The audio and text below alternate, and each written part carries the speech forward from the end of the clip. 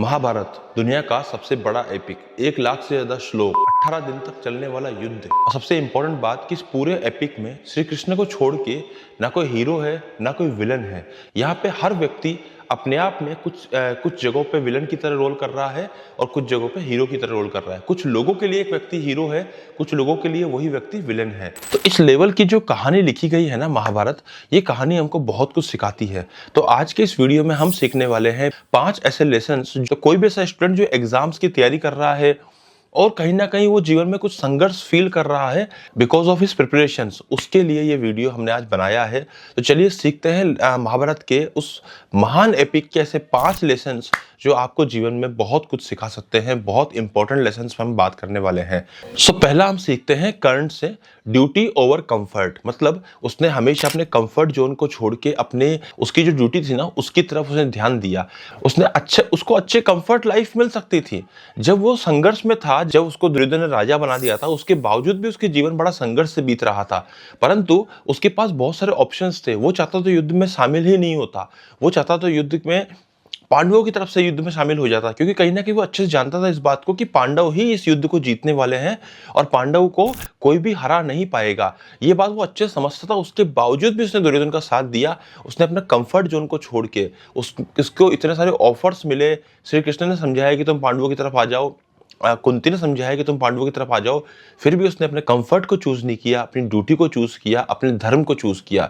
उसको यही लगा कि इस मित्र ने मेरा अगर साथ दिया है तो मैं इस मित्र का मरते दम तक साथ दूंगा।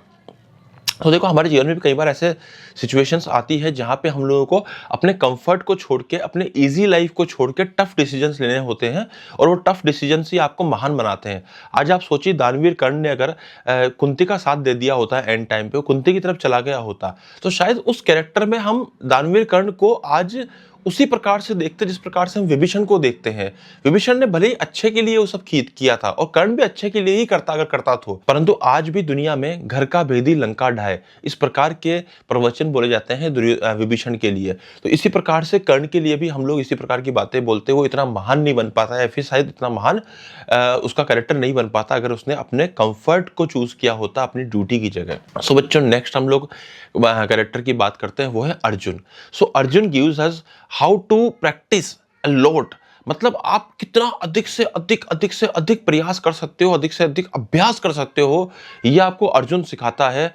किस प्रकार से आप दिन रात आप अभ्यास कर सकते हो। अर्जुन को कोई बहुत ज़्यादा एक्सपीरियंस नहीं था रात को युद्ध करने का। उसने प्रैक्टिस करी, उसने इतनी प्रैक्टिस करी कि एक टाइम पे वैसा बन गया था कि वो दिन और रात दोनों ही टाइम पे सेम तरीके से युद्ध कर सकता था, जो कि अपने आप में बहुत बड़ी कला थी। उसमें एक और प्रैक्टिस उसने एक कला हासिल करी कि वो दोनों हाथों से युद्ध कर सकता था। आज जैसे मान लीजिए कि कोई व्यक्ति है और जो नीट का एग्जाम देने जा रहा है, उस व्यक्ति के साथ क्या हुआ कि एग्जाम देने से जस्ट पहले मतलब कुछ भी हो सकता है। तो मान लीजिए एग्जाम देने से जस्ट पहले उसके हाथ पे चोट लग गई, राइट हैंड पे, और चोट ऐसी लगी कि वो अभी अपने हाथ से 20-25 दिन लिख नहीं सकता है। तो ऐसी परिस्थिति में अगर वो एग्जाम देने जाएगा तो उसके लिए बहुत मुश्किल हो जाएगा। उसको हालांकि साइड मान लो कुछ सपोर्ट भी मिल जाए, लेकिन फिर भी उसके लिए एक बहुत बड़ा मेंटल ट्रॉमा हो गया।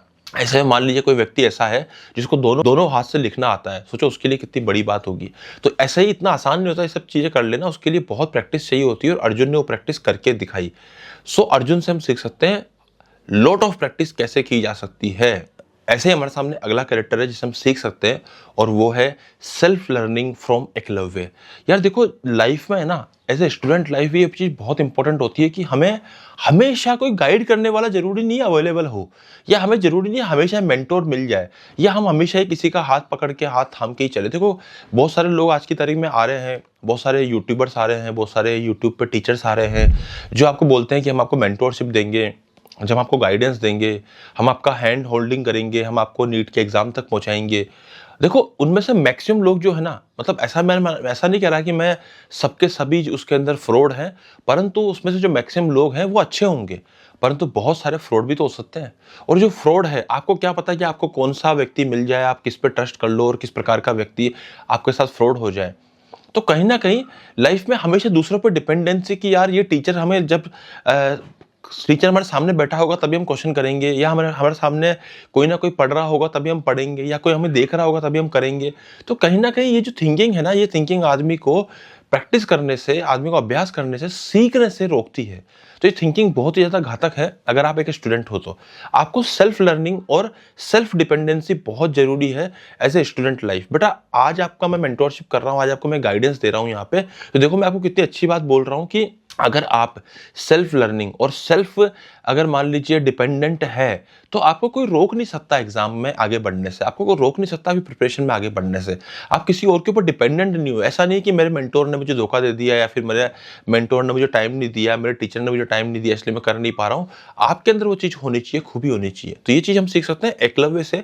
किस प्रकार से उसके पास कोई गुरु नहीं था, उसके कुछ नहीं था, उसने बस छुप छुप के द्रोणाचार्य को युद्ध करते हुए देखा और युद्ध सिखाते हुए देखा और उसने बस वहीं से देख देख के सीख के उसने धनुष बाण चलाना सीख लिया, युद्ध की कलाएं सीख ली और उसने द्रोणाचार्य की एक मूर्ति बना ली और वो हमेशा उस मूर्ति से आज्ञा लेता था, उस मूर्ति के सामने वो नतमस्तक रहता था कि यही मेरे गुरु हैं।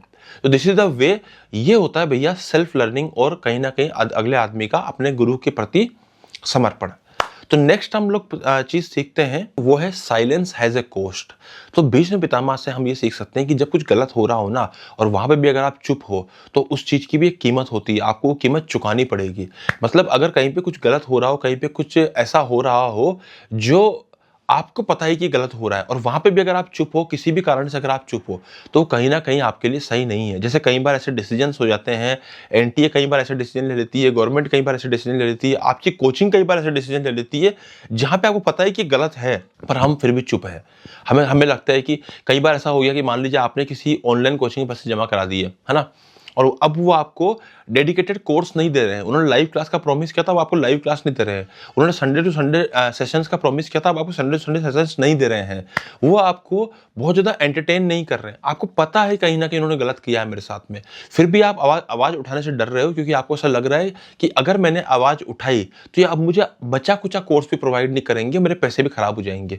तो जहाँ पे व्यक्ति साइलेंस हो जाता है ना गलत के खिलाफ, वहाँ पे उसको और ज़्यादा बड़ी कीमत चुकानी पड़ती है। अब हम बढ़ते हैं नेक्स्ट लेसन के ऊपर। तो बेटा नेक्स्ट लेसन है, सबसे महत्वपूर्ण लेसन है और वो दिया था श्री कृष्ण ने अर्जुन को। और वो लेसन क्या है आप ये समझ लीजिए कि वही लेसन श्री कृष्ण ने आपको भी दिया था। और वो क्या है, कर्मण्यवाधिकारेषु मा फलेषु कदाचन। तो आप सिर्फ और सिर्फ कर्म पे ध्यान दीजिए। आप किसी भी कंडीशन में उसके जो फल होते हैं, उसके जो रिजल्ट्स होते हैं उसको परिवर्तन नहीं कर सकते। आप उसमें कोई इंटरफेयर नहीं कर सकते। जो भी रिजल्ट आना होगा अपने आप आ जाएगा। और आप अगर उसमें ध्यान देते हो तो आप जनक स्थिति में चले जाओगे। आदमी को चिंता होने लग जाती है कि अब मेरा रिजल्ट कैसा होगा, क्या होगा। भूल जाओ उस बात को। अगर आपने कर्म किया है, जैसा भी आपने कर्म किया है उसका रिजल्ट आपको ऑटोमेटिक मिल जाएगा। और आज अगर उसका रिजल्ट नहीं मिलता है, आज आप कह रहे हो कि मैंने बहुत अच्छी पढ़ाई करी थी फिर भी मेरा रिजल्ट जो है वो पॉजिटिव नहीं आया, इसके पीछे कारण क्या है, मैंने तो कर्म किया था फिर भी मुझे फल नहीं मिला। तो यहाँ पे वही समझाया गया है कि आप इस चीज़ को भूल जाओ, ना आपके हाथ में है और ना ही आपका उस पर कोई कंट्रोल है और ना ही आपको उसके लिए खुश और दुखी होना चाहिए। क्योंकि अगर मान लीजिए आपका नहीं भी हुआ है किसी भी कारण से तो भगवान ने आपके लिए और कोई बड़ी चीज़ सोच रखी है।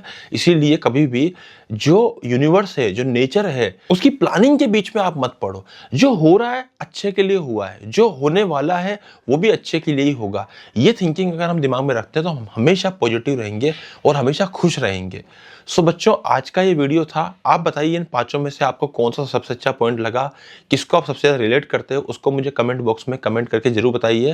और आपको क्या लगता है कि महाभारत से और क्या क्या सीखें हो सकती है और क्या क्या सीख हो सकती है, उसको भी आप कमेंट बॉक्स में कमेंट करके जरूर बताइए। मिलेंगे हम लोग नेक्स्ट वीडियो में, नए वीडियो के अंदर नए टॉपिक के साथ में। अगर आप किसी टॉपिक के ऊपर वीडियो चाहते हैं तो प्लीज़ कमेंट बॉक्स में इस चीज़ का भी कमेंट आप कर सकते हो। और वीडियो को लाइक कीजिए, लोगों तक प्लीज़ शेयर कीजिए और चैनल को सब्सक्राइब कीजिए। धन्यवाद।